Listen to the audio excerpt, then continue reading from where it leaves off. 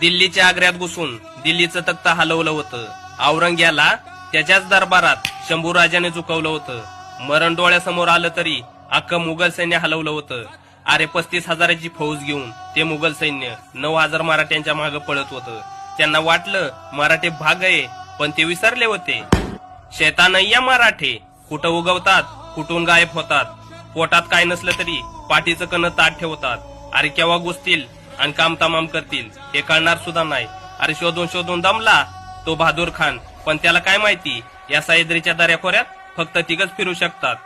पहिला वाघ, दुसरा वारा आणि तिसरे मराठी सैन्य.